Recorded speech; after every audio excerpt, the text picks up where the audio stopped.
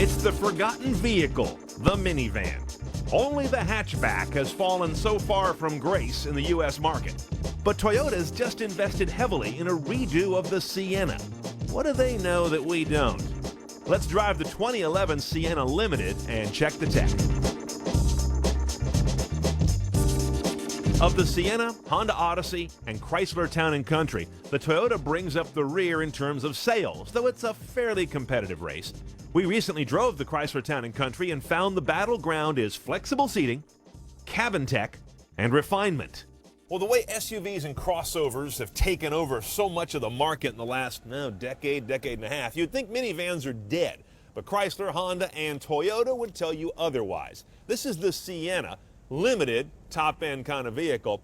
Notice the lines. The proportions are the same. That's what a minivan is. But they've done a lot of finessing around the various curves and angles and details to get these things to look less like a bakery truck that got turned into a family hauler and more like a Lexus that's more cubic in its shape.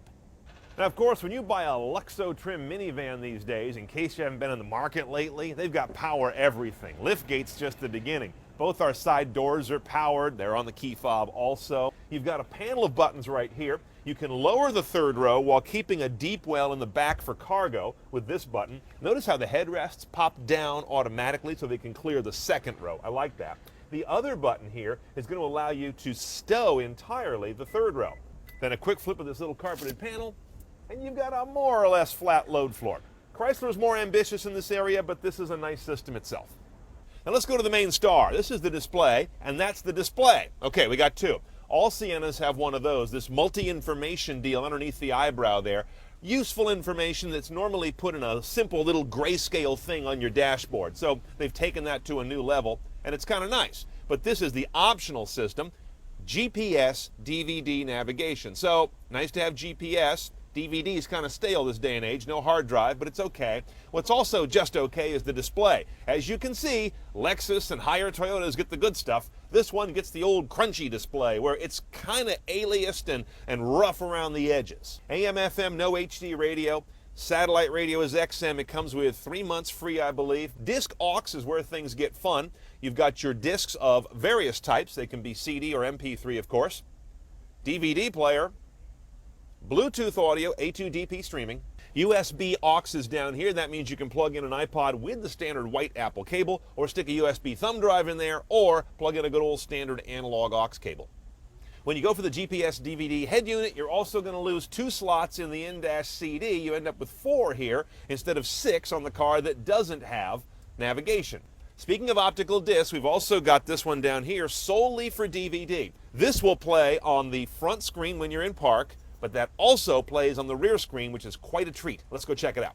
Now, our ride's got the premium package, $4 grand worth of goodies, the most notable of which is this guy, the widest, biggest, honkin' flip-down LCD in cardom. There's a standard 4:3 DVD playing on it. Look how much real estate I've got on either side. I can bump that up, of course, and take it to some extreme levels of incorrect wideness, but you know, the kids are gonna love it. They don't care if it's accurate or not. But check it out, you can also use all that gorgeous screen real estate in a split mode. So I've got my DVD running over here on the right now, and another video source, in this case it's me, but it could be any video portable whatsoever, on the other side.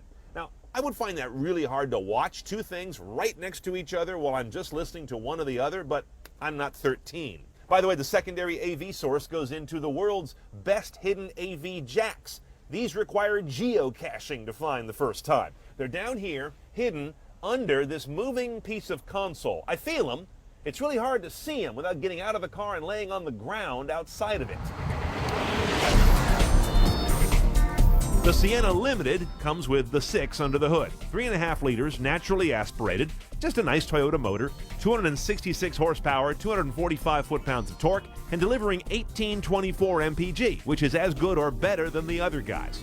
There's a little eco light to remind you to go light on the pedal, and electric power steering to reduce mileage-robbing drag on the engine. Okay, now underway in the Sienna, you're an idiot if you think it's going to be some kind of sporting car. This is a minivan. And one thing that hasn't changed on minivans is they're all about transporting the family, you know, taking the boys out on a nice summer day. The ride's pretty soft and cushy. There's a sport model above this, but that's a different video and a different vehicle. And while we do have a pretty good-sized V6, we also have a pretty good-sized curb weight, 4,500 pounds on the hoof on this thing. So nothing gets up out of the way too fast. Even when you put the gear shift over here in the sport gate, kind of makes a mockery of sport. So I just left it in drive. It was good enough there. Okay, let's price this Sienna Limited 2011. Front wheel drive is about $38,300. This is the top trim level, bear in mind. If you want all-wheel drive, add $3,800 on top of that. So we're into the low 40s already, and we're not even done CNET style. For that, you've got to add the premium package and the advanced technology package. The two of those combined, about $5,800. Basically, none of this technology is available a la carte, so get ready to go chunky. But it's a pretty impressive ride when you do.